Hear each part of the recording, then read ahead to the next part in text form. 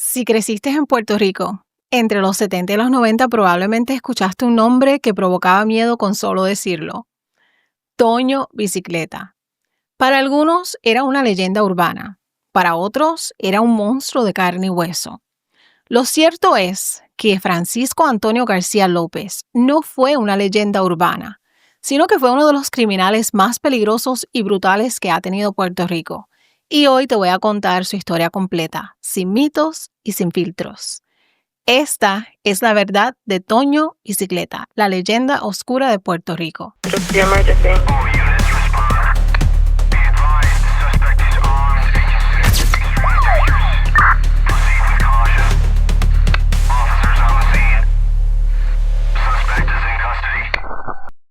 Hola mi gente, bienvenidos a su canal Delitos de Sangre. Yo soy Magali, gracias por compartir conmigo un poco de su tiempo esta semana.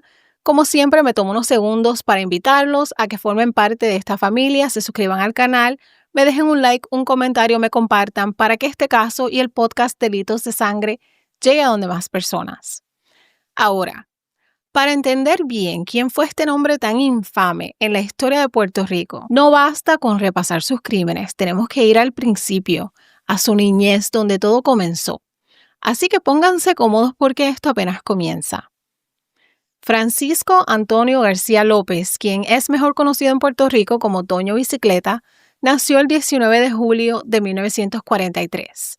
Ahora, existen versiones contradictorias sobre su lugar de nacimiento porque, según los expedientes policíacos, dicen que nació en Yauco, pero investigadores sostienen que fue en el barrio Indiera Alta, en la región cafetalera entre Maricao y Lares, que son pueblos que quedan en el área suroeste de la isla.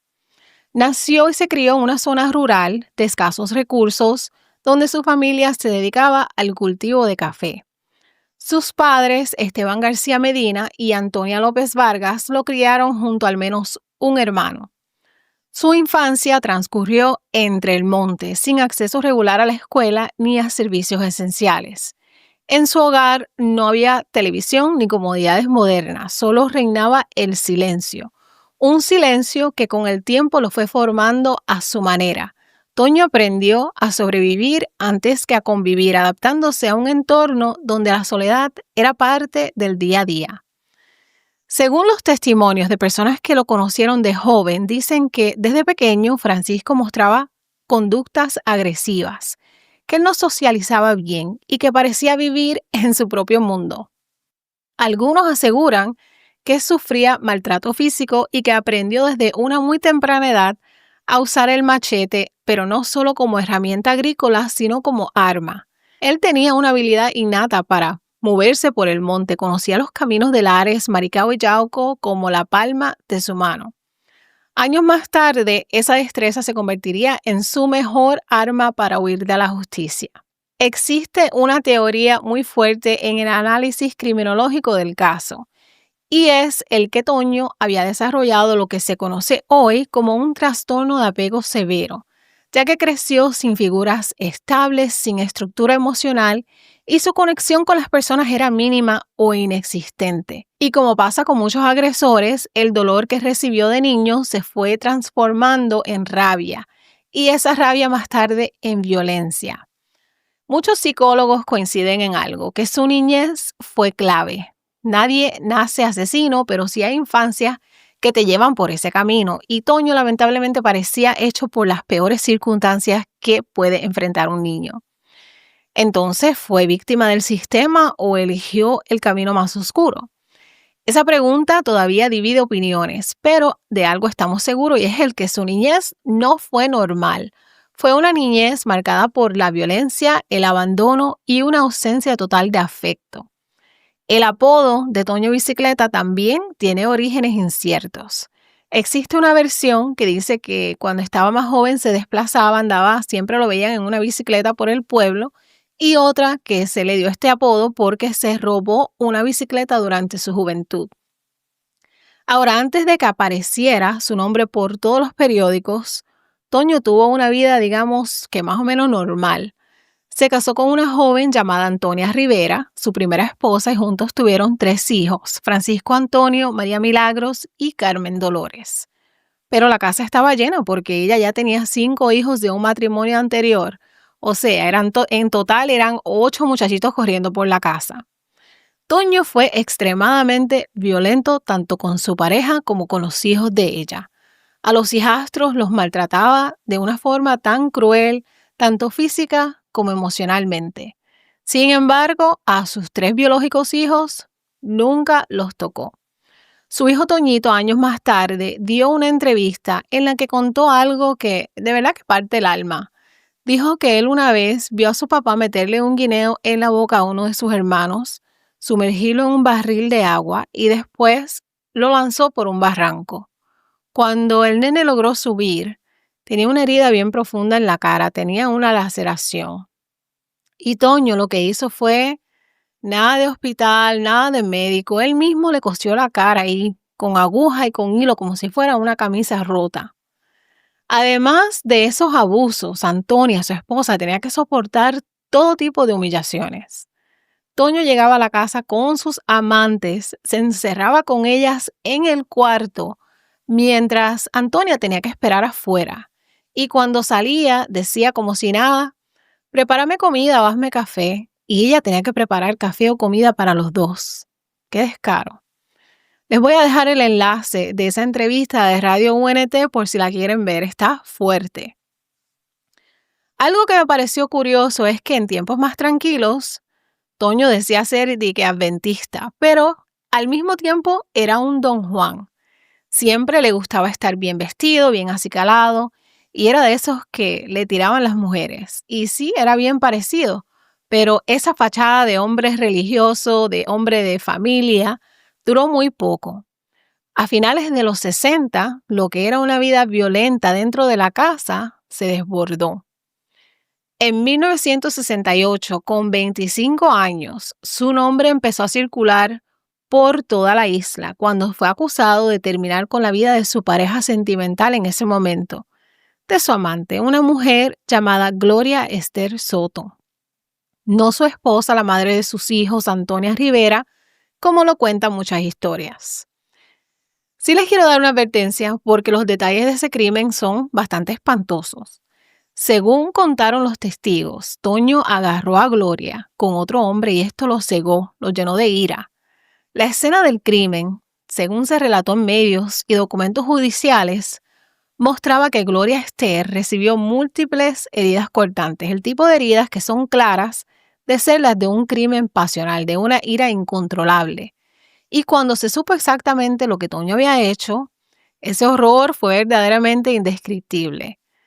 Toño le cortó la cabeza a machetazos y lo hizo frente a los ojos de su hijo de apenas 4 años y de su hermana. Pero lo más fuerte en ese momento es que a nadie le importó demasiado. En aquella época, los feminicidios ni siquiera llevaban ese nombre. Se le llamaban desgracias, pleitos de familia o tragedias personales.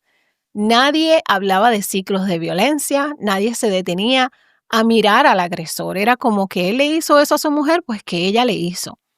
Y esa indiferencia colectiva, de algún modo, le abrió paso a que Toño Bicicleta siguiera haciendo de las suyas.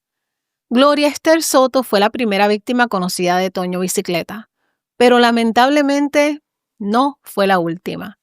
Su muerte fue el inicio de una cadena de abusos, violaciones y asesinatos que duraría casi 30 años. Una cadena que pudo haberse detenido ahí mismo si el sistema hubiera hecho su trabajo. La historia criminal de Toño Bicicleta comienza con sangre, no con rumores, no con persecuciones en el monte, comienza con un feminicidio, un acto tan brutal, tan desalmado, que fue imposible de ignorar, incluso en una época donde la violencia doméstica simplemente se escondía debajo de la alfombra. Aquí nos queda un retrato claro de quién era Toño. No era un ladrón de gallinas, no era un hombre que cometía delitos por necesidad. Era un agresor con impulsos de dominación, violencia extrema y un desprecio absoluto por la vida de las mujeres. Las autoridades lo arrestaron, sí, y lo procesaron, y eventualmente fue condenado a 185 años de prisión. Y la dureza de la sentencia parecía ser justa a la brutalidad del crimen. y prometía que Toño pasaría el resto de su vida tras las rejas. Y lo que viene ahora fue el principio de una pesadilla para todo Puerto Rico. En 1970, 2 años después del crimen, Toño Bicicleta se escapa del penal La Pica en Jayuya. Así como lo oyen, se escapó bajo circunstancias que hasta el día de hoy no han sido aclaradas por las autoridades y los detalles exactos no quedaron bien documentados.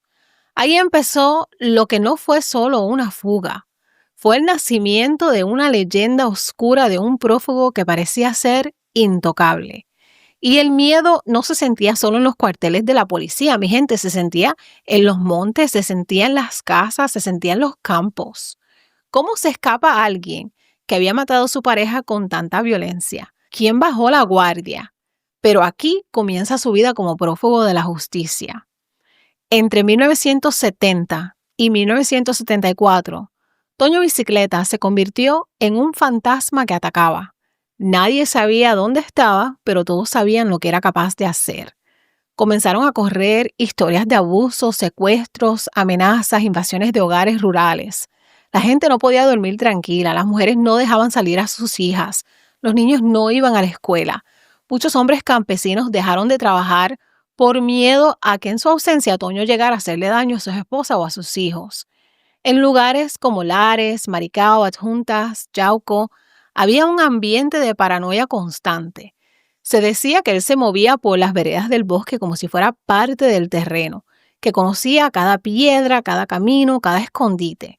La gente sentía que Toño estaba en todas partes y en ninguna a la vez. Y lo más fuerte es que no había una imagen clara de él, solo había el nombre y el miedo. Unos decían que lo habían visto cruzando un camino en bicicleta, otros juraban haber escuchado gritos en la madrugada, pero el resultado siempre era el mismo: terror colectivo. En ese periodo, Toño Bicicleta se convirtió en el prófugo más buscado de Puerto Rico, generando titulares en la prensa mientras la policía montaba operativos para recapturarlo. En esos 4 años, aterrorizó comunidades enteras. La policía prefería no entrar solo a ciertos sectores por temor a toparse con él. Imagínate eso, agentes armados con uniforme evitando entrar a los mismos barrios donde vivía la gente sin protección. Se hablaba de casas rurales vacías que amanecían con comida faltante, las puertas forzadas y huellas de machete en las paredes. Se decía que Toño bajaba de la montaña, robaba justo lo que necesitaba para sobrevivir y desaparecía otra vez en el monte como si el monte mismo se lo tragara. La isla vivía una doble realidad. En la ciudad, la gente hablaba de él como si fuera una historia de miedo, pero en el campo se vivía un verdadero estado de sitio. La diferencia entre mito y realidad era clara para quienes lo padecieron. Y en ese tiempo, Toño Bicicleta se volvió una leyenda, pero no por el chisme, sino por el miedo real, de ese que te hace temblar cuando cae la noche, escuchas un ruido afuera y no sabes en realidad de dónde viene. Y lo más frustrante de todo esto es que mientras el país entero vivía con ese temor, Toño seguía libre, sin castigo, sin justicia, esperando su próximo movimiento. La policía montó operativos múltiples para capturarlo, pero fallaban. Y cada vez que fallaban, Toño Bicicleta se volvía más leyenda. Algunos lo llamaban el Robin Hood jíbaro, pero no, mi gente, Toño no era ningún héroe, no robaba para ayudar a nadie, no defendía causas, abusaba de las mujeres y mataba y punto. Después de 4 años huyendo, después de meter miedo en los campos de medio Puerto Rico, según los reportes, Toño Bicicleta se movió fuera del campo donde solía esconderse. Y en agosto de 1974, estando prófugo, Toño se arriesgó a visitar a una amiga en una finca en el barrio Guaraguao, en Bayamón. Cuando unos vecinos lo vieron, lo reconocieron y le avisaron a la policía, lo que dio paso a una persecución a pie tensa donde él se metía entre callejones, patios, techos, hasta que finalmente la policía logró arrestarlo. Y ahí uno pensaría, pues ya, se acabó la pesadilla. Pero lo que vino después fue otra vergüenza para el sistema. Las imágenes de su llegada al cuartel general de la policía en Atorrey quedaron documentadas por la prensa de la época, pero la prensa lo trató como una figura pública. Lo entrevistan, lo fotografían fumando, casi como si fuera una celebridad. Para el colmo, ese mismo año una película inspirada en su historia también se estrena en los cines. Aquí la figura de Toño Bicicleta comienza a mezclarse con la cultura popular, lo que para muchos fue una terrible forma de glorificar su violencia. La gente iba al cine como si fuera a ver una historia de ficción, pero la historia era real y las víctimas también. Con Toño nuevamente bajo custodia, muchos pensaron que la pesadilla por fin había terminado. El pueblo de Puerto Rico sentía que podía volver a respirar, que por fin regresaba un poco de tranquilidad. Esta vez, Toño fue trasladado al campamento penal de Sabana Hoyos en mi pueblo de Arecibo, una institución de mediana seguridad donde se suponía que cumpliría su larga condena. Allí incluso hasta llegó a contraer matrimonio con una voluntaria religiosa de nombre Evelyn Feliciano en una ceremonia carcelaria aparentando una rehabilitación espiritual. No obstante, Toño seguía maquinando su próxima huida. El 19 de septiembre de 1981, Toño Bicicleta volvió a burlar al sistema penitenciario y se escapó de la cárcel de Sabana Hoyos en Arecibo. Y apenas puso un pie fuera de ese penal, volvió a hacer lo que sabía hacer mejor: desaparecer en el monte. Pero esta vez no se escondió para escapar. Esta vez volvió con venganza y con hambre de control. Unos dicen que hizo un agujero en la pared, otros que fue por el taller de mecánica que trepó una verja, pero hay muchos que dicen que hubo complicidad. Lo que sí sabemos es que esa misma noche secuestró a una mujer de nombre Olga Despiao, una mujer arecibeña con la que había entablado una relación epistolar cuando estuvo preso a finales de los 70. Olga trabajaba en la oficina de Hacienda de Arecibo y al parecer le escribía por compasión o puede que haya habido algún interés romántico, quién sabe.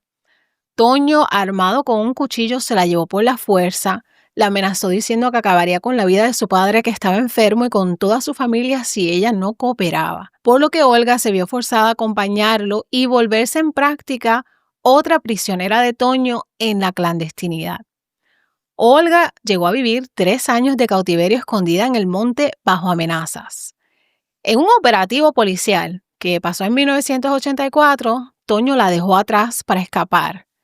Pero escuchen esto, poco después regresó y la secuestra por segunda vez. ¡Qué locura! Finalmente, hasta que su familia logró rescatarla y enviarla fuera de la isla, pudo zafarse de las garras de Toño. Ahora, la policía supuestamente lo buscaba sin descanso, pero muchos sabían que se escondía en Castañer. Era como si no quisieran encontrarlo. Esta segunda fuga fue un golpe bastante vergonzoso para las autoridades. A poco más de 40 años, Toño Bicicleta retomaba su vida de prófugo, listo para sembrar el terror una vez más. Y esta fuga marcó el inicio de su periodo más prolongado y violento en la clandestinidad. Ahora, algo que me pareció bastante interesante es que mucha gente dice que después de esa fuga, Toño se convirtió prácticamente en un chivo expiatorio. Cada crimen que pasaba era Toño Bicicleta. De hecho, muchos delincuentes se llegaron a aprovechar de la fama que Toño tenía, secuestraban a alguien y le decían que era Toño Bicicleta, así cuando la persona testificaba decía que fue él. Pero eventualmente eso levantó sospechas porque de repente se reportaban crímenes en distintas partes de la isla al mismo tiempo, uno en el norte, uno en el sur, y todos decían que era Toño. Pero Toño no tenía carro y caminar o andar en bicicleta de pueblo en pueblo no era tan fácil ni tan rápido, o sea, no daba tiempo. Sin embargo, la figura de Toño Bicicleta fue creciendo de forma aterradora y con ella también el miedo que provocaba en distintos puntos de la isla.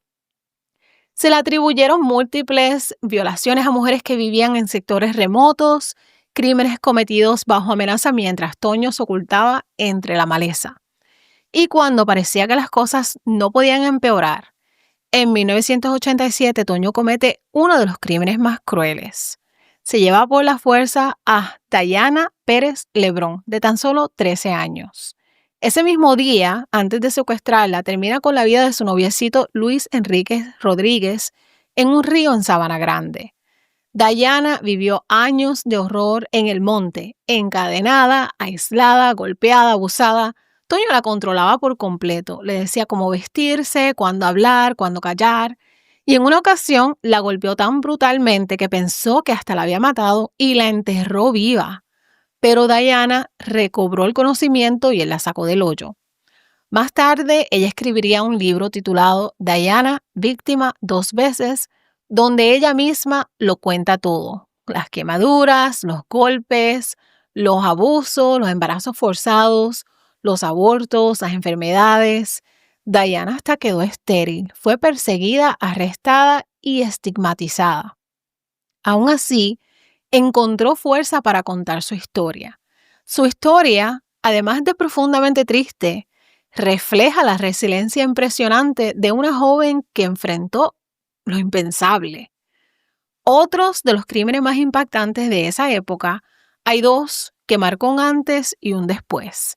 Y ese fue el doble asesinato que Toño Bicicleta cometió en 1987. Se cuenta que Toño tenía un odio enfermizo contra los chotas, o sea, las personas que colaboran con la policía. Muchas veces esto parecía como un cuento. Le tenía odio a la policía de verdad, en sangre propia. Era un asesino. No hay modo de defenderlo. Él quería venganza, venganza, venganza. Toño tenía una mentalidad como si fuera una guerrilla él solo. Y ese odio lo llevó a hacer algo brutal. Terminó con la vida de 2 personas de su propia familia porque sospechaba que ellos lo habían delatado. En Lares terminó con la vida de su tío materno Pablo López Vargas, a su propio tío. Toño le prendió fuego a la casa por debajo. Y cuando el hombre salió corriendo para ponerse a salvo, Toño ya lo estaba esperando y le disparó. Pero la cosa no terminó ahí, porque esa misma noche se fue a la casa de su padrastro, Antonio Caraballo González, que ya tenía 83 años y también le quitó la vida. Hay quienes dicen que el crimen fue particularmente cruel, digamos que lo descuartizó. Fue un acto de venganza que dejó al país en shock. Con eso quedó más que claro que Toño Bicicleta no perdonaba a nadie. Si él pensaba que tú lo habías traicionado, ni la sangre te salvaba. Eso pasó una serpiente caminando, muchachos, por el monte. Doña Bicicleta era más rica que Tarzán. La muchacha con el tiempo de antes se parezca a Toño para que me lleve. Estaban heavy ya. Pues yo dije, aquí pues tú sabes, nos vamos a morir todos. Yo estaba pequeña. Seguían sabiendo que era Toño Bicicleta, que era un prófugo, pero que era perseguido por la policía. Toño es un jíbaro nacido, trabajó en esta finca, en estas montañas, él conoce estos terrenos. O sea, nadie las conoce mejor que él. ¿Qué policía lo va a coger aquí arriba? Eso va a provocar que venir a capturar a Toño en esta zona, pues nada es fácil. Mira, güey. Yo llegué hasta aquí, nada más te desponga, mira. Mira. This is the light part.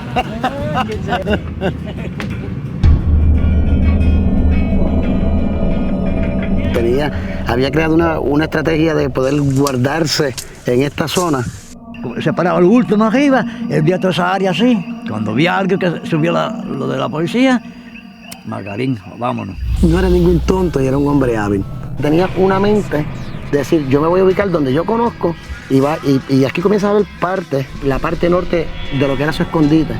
Quizá era que ya también la soledad de estos montes le iba pesando en sus hombros. Están matando a todas las mujeres, te nos están matando como cucarachas. A mi mamá dijo que si no la ayudaban, le quemaba la casa. Y ahí mismo la cogió por el machete y le pasó y le tumbó.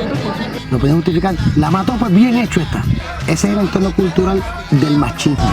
Piensa que todo el mundo está en contra de él, porque ya la gente no lo mira con la misma cara. Y sacó un chota a los picos y todo. No, y quería pasar una Toyota que Pablo tenía por encima, por eso que lo había matado en el último. Cuando voy a la puerta veo un gato comiendo de la carne que había en el piso del padrastro. Ahí la gente se rebelaron. Ahora Toño Bicicleta es malo.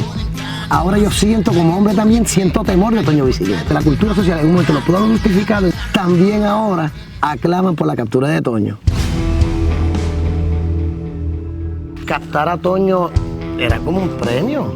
Y llegó el momento en que era peligroso, porque Toño Bicicleta era una persona que andaba armada. En esa misma entrevista de la que le hablé al inicio de la historia, su hijo Toñito también relató un momento muy duro cuando contó que su padre secuestró a una familia entera, el esposo, la esposa y una hija pequeña. En algún momento dado, Toño le ordenó al esposo que fuera a la tienda a comprar algo específico, pero lo amenazó, diciéndole que si traía a la policía no volvería a ver a su familia. El hombre regresó con lo que le habían pedido, y tuvo que presenciar cómo Toño agredía a su esposa en más de una ocasión mientras él estaba allí sin poder hacer nada. Después de eso, Toño simplemente se marchó. En total, se le vincula a Toño Bicicleta con al menos 5 asesinatos confirmados. Gloria Soto en 1968, Luis Rodríguez en el 87, el tío y el padrastro en el 87 y un ciudadano que no ha sido públicamente identificado. Y añádele a esto numerosos actos de violencia y secuestro en serie. Se dice también que en 1984 se metió en la casa del alcalde de Maricao y que le llevó unas monedas de plata, comida, un machete y hasta una pistola. Y eso no fue lo único. Durante los años 70 y 80 varias mujeres fueron secuestradas por él. Luz Selenia Caraballo, Aurea Esther Camacho, Luz Delia Soler, entre otras. La verdad es que hay muchos crímenes que se le atribuyeron a Toño Bicicleta, pero la realidad es que no todo se ha podido confirmar. Lo que sí se comenta mucho es que él no pedía favores, los exigía. Era un me ayudas o atenta a las consecuencias. Mientras estuvo huyendo, que no fue poco tiempo, Toño también vivía en constante tensión. Él se tuvo que enfrentar a policías, a familiares, a vecinos, porque él juraba que cualquiera podía entregarlo. Vivía todo el tiempo a la defensiva. Su nombre también se convirtió en el sinónimo del terror. Nuestros papás, nos amenazaban diciendo, Toño Bicicleta va a venir por ti. Toño Bicicleta se convirtió en el cuco de Puerto Rico, en el cuco de nosotros los muchachos que estábamos creciendo en esa época. Después de casi 15 años, el fin de Toño Bicicleta llegó el 29 de noviembre de 1995, en lo que fue un, entre comillas, dramático enfrentamiento con la policía. Armada. Lamentablemente la misma policía cometió una acción que al público no le agradó. Para ese entonces, Toño Bicicleta había evadido a las autoridades por años, moviéndose sigilosamente entre las montañas de la región occidental de Puerto Rico. Su escondite final fue en el sector Arbona, en el barrio Bartolo de Castañer, en Lares, una zona cafetalera donde intentaba pasar desapercibido trabajando en cosechas bajo un nombre falso. Su notoriedad no le permitió permanecer en escondite para siempre.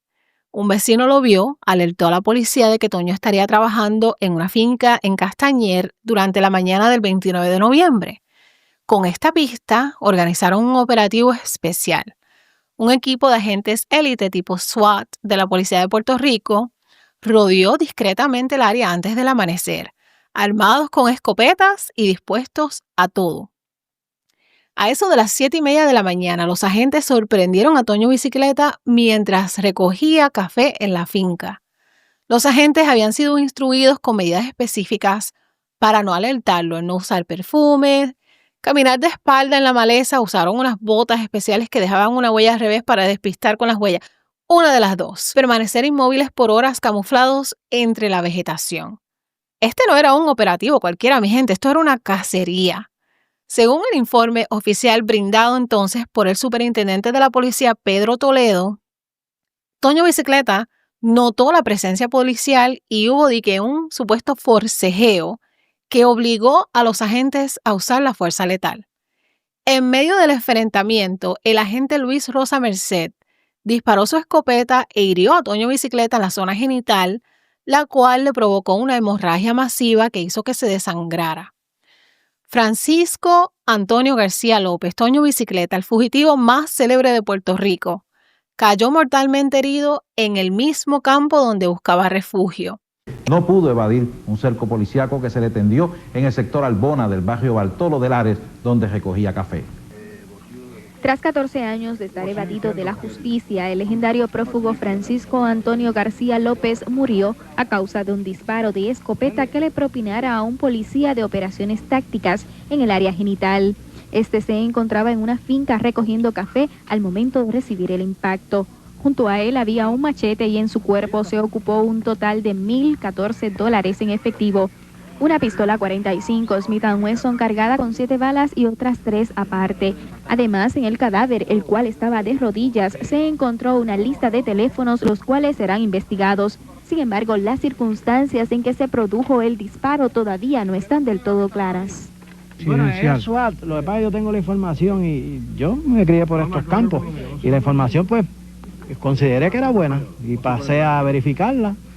Salimos desde la 1 de la mañana hasta aquí, esperamos. Que da la casualidad, pues, vimos con el hombre. A usted le llegaron confidencias de que él estaba por aquí y se planificó entonces la operación. Correcto, pues verificarle si era cierto que él estaba habitando, porque tú sabes que se reciban tantas confidencias de él. ¿Llevaban varios días en eso? No, yo llegué ayer, anoche. La versión oficial de la policía es que Toño Bicicleta se abalanzó con un machete sobre los oficiales que intentaban detenerlo. Por su parte, el superintendente del cuerpo policíaco estuvo en el lugar de los hechos y negó que la intervención hubiese sido una emboscada. Yo no voy a usar emboscada. Aquí había una vigilancia, se detuvo un prófugo peligroso, armado, acusado de asesinato. El individuo se abalanzó contra los policías y tuvieron que usar el uso de la fuerza. Para Telecinco en las noticias, Luis Ojeda y Damaris Rivera. En YouTube se puede encontrar el video de ese encuentro. Dicen que Toño Bicicleta medía 5'2" y pesaba 130 libras. La verdad que yo lo veo bastante flaquito. Aunque la versión oficial se habló de una legítima defensa durante el forcejeo, surgieron dudas y controversias en torno a las circunstancias de su muerte. Se reportaron indicios que hacían pensar que podría haber sido más bien una ejecución extrajudicial que un tiroteo producto de la resistencia del sospechoso. La ausencia de balas también de los policías y el hecho de que Toño portaba una pistola robada, pero aparentemente no disparó, decidió usar el machete, alimentaron esas especulaciones. Algunas voces señalaron que los agentes también pudieron haberle dado un tiro de gracia intencional, dada la dificultad histórica de capturarlo vivo, ¿no? Decir, lo tenemos aquí, mira, que pague por lo que hizo. Sin embargo, no se realizaron ninguna investigaciones formales ni vistas públicas después de lo que pasó sobre el caso. Y en esa operación, aunque efectiva en capturarlo, quedaron muchas dudas. El que si hubo el exceso de fuerza, que si hubo una ejecución encubierta, pero nunca se investigó nada a fondo. Y eso dejó una sensación de impunidad flotando. Según algunos de los informes, Toño le había entregado una escopeta a Dayana Pérez, su víctima de cautiverio de 8 años, horas antes del tiroteo, y le dijo que si pasaba algo que se defendiera. Cuando Dayana escuchó el disparo, ella corrió entre el monte con el arma en la mano, sin saber que finalmente era libre. Al llegar la policía la arrestaron temporalmente por portar esa escopeta, lo cual fue otra humillación más para una mujer que acababa de salir de un infierno. Pedro Toledo defendió a sus hombres indicando que Toño intentó sacar un machete contra el policía y ellos actuaron conforme a las reglas, fuera como fuese. Concluía así la vida del hombre que había humillado a las autoridades por tanto tiempo. La muerte de Toño Bicicleta desató una mezcla de alivio, asombro y paz en la sociedad puertorriqueña. Cientos de curiosos y vecinos acudieron a la escena del enfrentamiento y posteriormente unas 3,000 personas asistieron en su velorio y entierro, por presentados y por morbo, curiosos más que por respeto. Y es que muchos querían ver con sus propios ojos el cadáver de la leyenda que los mantuvo tanto en vilo durante décadas. En la funeraria Irizarry de Lares, el cuerpo sin vida de Toño Bicicleta se exhibió brevemente.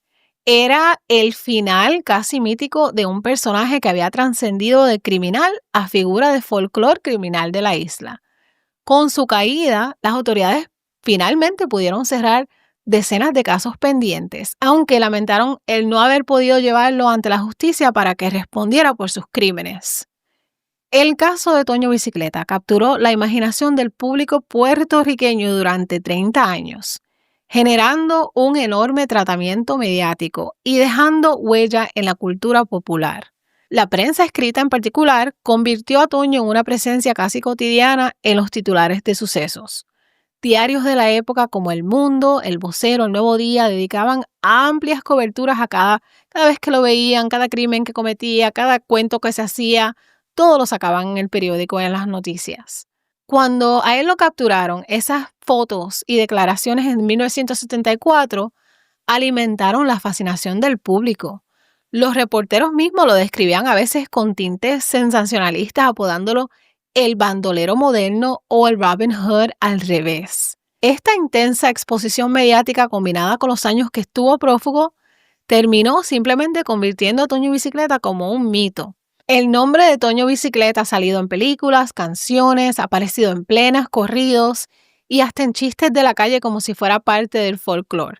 Incluso hoy su imagen sigue rondando. Se han vendido camisetas, circulan frases con su apodo y en algunas comunidades se usa su nombre para referirse a alguien escurridizo.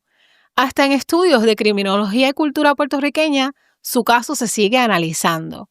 Pero esa transformación de criminal a figura cultural no ha estado libre de controversia. Muchas víctimas, activistas y periodistas han cuestionado el riesgo de romantizar su historia. Porque mientras a él se le convertía en personaje, las personas que sufrieron a manos suyas eran olvidadas, ignoradas o silenciadas. Lo cierto es que Toño Bicicleta terminó convirtiéndose en símbolo de lo que no funcionaba en el sistema. Su historia reveló graves fallos de seguridad, persecuciones mal manejadas y aunque su muerte en 1995 puso fin a la amenaza, también cerró la puerta a una verdadera justicia. Nunca se le juzgó por los asesinatos de 1987, ni por los secuestros, ni por los abusos. Se fue sin enfrentar a las víctimas en un tribunal. Y el país, aunque respiró, también perdió la oportunidad de escuchar toda la verdad. Los sobrevivientes de crímenes de Toño Bicicleta quedaron marcados de por vida por profundas cicatrices psicológicas. Uno de los errores más grandes que el sistema cometió fue cómo trataron a Olga Despiao. En vez de reconocerla como víctima, los fiscales de ese tiempo la acusaron de encubrir a Toño, obligándola a pasar por un proceso judicial, mientras ella aún cargaba con ese trauma de haber sido secuestrada bajo amenaza, algo que hoy día sería impensable. La trayectoria criminal de Toño Bicicleta dejó huellas profundas en Puerto Rico. Durante décadas, su figura sembró miedo y una sensación de inseguridad colectiva, sobre todo en los campos. Generaciones crecieron escuchando nombres de advertencia como cierra la ventana que Toño anda suelto. En una época sin la tecnología de hoy, donde la policía no contaba con sistemas modernos de rastreo, él se convirtió en el símbolo de todo lo que el sistema no podía controlar. Su caso puso sobre la mesa temas que por años se ignoraron: la violencia doméstica, la falta de protección para víctimas de agresión y la necesidad urgente de mejorar la vigilancia en zonas rurales. Tras la vergüenza pública de sus múltiples fugas, se fortalecieron las medidas de seguridad carcelaria, se revisaron protocolos para categorizar a reos peligrosos, que se modernizó en la policía en los 80 y los 90 con unidades tácticas mejores entrenadas, y su historia fue utilizada en debates legislativos para endurecer penas y limitar beneficios a reincidentes violentos. Toño Bicicleta no solo desafió a las autoridades, obligó al sistema a cambiar, aunque tristemente muchas veces lo hizo tarde. Por otro lado, su historia influyó en una mayor concienciación sobre las víctimas. Las trágicas vivencias de Olga Despiao y Diana Pérez encendieron con los años conversaciones sobre protección de testigos, apoyo psicológico a sobrevivientes de secuestro y la importancia de no estigmatizar a quienes sufrieron agresiones. En esencia, Puerto Rico aprendió lecciones duras, la importancia de una justicia robusta, pero también compasiva. A Olga siempre se le quiso pintar como una cómplice de Toño Bicicleta, algo que le siguió persiguiendo por años, tanto así que en el 2009, 25 años después de los hechos, el Estado de Puerto Rico volvería a acusarla, ya con 61 años de edad encima, de haber encubierto a Toño Bicicleta. Y eso que estamos hablando de una mujer que fue secuestrada, que había sido liberada en 1984 y que Toño había muerto en el 95. Aún así, en el 2009 le radicaron cargos, un cargo por encubrimiento. En ese momento Olga decidió declararse culpable porque el tribunal fue bastante razonable con ella, pero no le quedó más remedio. La sentencia fue de 5 días de la cárcel, los mismos que ella había cumplido cuando la arrestaron en 1984. Finalmente, a nivel social queda el recuerdo colectivo. A más de un cuarto de siglo de su muerte, Toño Bicicleta sigue presente en la memoria histórica de Puerto Rico. Su nombre suscita reflexiones sobre cómo circunstancias de pobreza, fallas institucionales y personalidad psicopática se combinaron para producir este sembrador de terror y pesadillas. Es común que en conversaciones sobre criminales notables los puertorriqueños comparen nuevos casos con la época de Toño Bicicleta. De ese modo, su figura opera también como advertencia y medida de referencia. Él encarna al extremo que puede llegar la violencia cuando no es contenida a tiempo. La sociedad puertorriqueña, en respuesta, ha tratado de reforzar sus instituciones y su memoria para que estas historias así no se repitan. Hay quienes celebraron su muerte como un acto de justicia divina. Otros la vieron como una forma de silenciarlo para siempre, porque con él muerto ya no habría más interrogatorios, nadie más sabría si hubo cómplices, si hubo encubrimiento, si hubo protección dentro del mismo gobierno. El tiro fue certero, pero el silencio posterior fue aún más frío. La caída de Toño Bicicleta no solo fue el fin de un prófugo, fue el reflejo de un sistema judicial colapsado de décadas de impunidad y del abandono a las víctimas. Sí, Toño murió, pero su historia no termina con una bala, porque las mujeres que secuestró siguen vivas, con cicatrices en el cuerpo y en el alma, porque el miedo que sembró no se borró con su cadáver, porque el país hasta hoy nunca tuvo un cierre real. Y quizás esa sea la verdadera tragedia, que el monstruo murió, pero la justicia no llegó a tiempo. Este capítulo final no se trata solo de la caída de un criminal, sino de lo que hacemos o dejamos de hacer con quienes logran sobrevivirlo. Toño Bicicleta fue un producto de muchas fallas: pobreza, violencia, machismo, salud mental no atendida y un sistema que falló. Su historia no debe glorificarse, sino analizarse. Todavía quedan muchas preguntas, heridas y responsabilidades. Esta es una de esas historias que Puerto Rico no debe olvidar, porque solo recordando podemos evitar que nazca otro Toño Bicicleta. Mi gente, yo me crié en Puerto Rico y como muchos crecí escuchando el nombre de Toño Bicicleta, como si fuera una especie de leyenda oscura. Él no era un personaje de cuentos, no era algo que uno se inventaba, él era real y le teníamos miedo. Toño no era un mito, era una herida abierta en la historia de nuestra isla. Y ahora, con los años, con la madurez y con la responsabilidad de narrar esta historia, me doy cuenta de algo que me duele profundamente. Que el verdadero crimen no fue solo el que él hizo, fue que permitieron que lo hiciera. El sistema falló, la justicia falló y peor aún se convirtió en un espectáculo. Se le dieron portadas, películas, chistes, apodos, mientras mujeres eran silenciadas, olvidadas o hasta perseguidas por haber sobrevivido. Hoy contamos esta historia no por morbo, sino por memoria, porque hay generaciones nuevas que no saben quién fue Toño Bicicleta y tienen derecho a saberlo. No como leyenda, no como mito, sino como la historia de un criminal violento y de cómo nuestro país le falló a las víctimas una y otra vez. A quienes aún llevan cicatrices, a quienes sobrevivieron, a quienes no vivieron para contarlo. Esto es por ellas, por nosotras y por nunca más quedarnos calladas. Y hasta aquí, mi gente, les llego con la historia de Toño Bicicleta, la leyenda oscura de Puerto Rico, uno de los prófugos más buscados en la isla. Dios mío, ¿qué me dicen ustedes, mi gente? ¿Crecieron escuchando la historia de Toño Bicicleta? ¿Qué les decían sus papás? ¿Qué hacían ustedes? Cuéntenme, que quiero saber, a ver si me acuerdo de más cosas.